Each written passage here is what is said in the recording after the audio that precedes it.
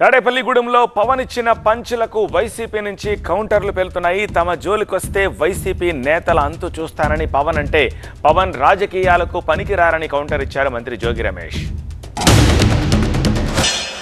YCP గుండాలు దాడి చేస్తే, భయపడితే, బెదిరిస్తే నేను ఈ రోజున మీకు మాటిస్తున్నాను, వైసీపీ గుండాలకి మక్కెలు ఇరగ్గొట్టి మడత మంచంలో పెడతాం. మర్చిపోకండి. ఇప్పుడు దాకా నువ్వు పవన్ కళ్యాణ్ తాలూకు శాంతిని చూసావు, మంచితనాన్ని చూసావు. జగన్ నీకు యుద్ధాన్ని ఇస్తాను, మర్చిపోకు. యుద్ధం. బలి చక్రవర్తి కూడా వామనుని చూసి ఇంతేనా అన్నాడు. నెత్తి మీద కాలు పెట్టి బలి చక్రవర్తిని అదాపాతాళానికి తొక్కుతున్నప్పుడు తెలిసింది ఎంతో అని.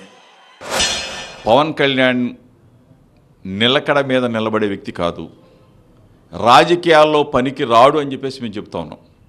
మొదటి నుంచి కూడా మేము చెప్పింది ఏంటంటే, ఇతనికి ఒక సిద్ధాంతం లేదు, ఇతనికి ఒక విలువలు లేవు, ఇతను అసలు రాజకీయాల్లో పనికి రాడు, ఇతను అమ్ముడు పోతాడన్న మాటని ఈ రోజున నిజం.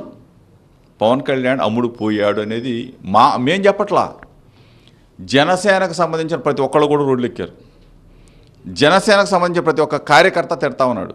రేపు గన పవన్ కళ్యాణ్ రోడ్డు మీదకి రమ్మనండి, మీటింగులు పెట్టమండి, కుక్కను కొట్టినట్టు కొడతారు, దెబ్బకు పారిపోతాడు.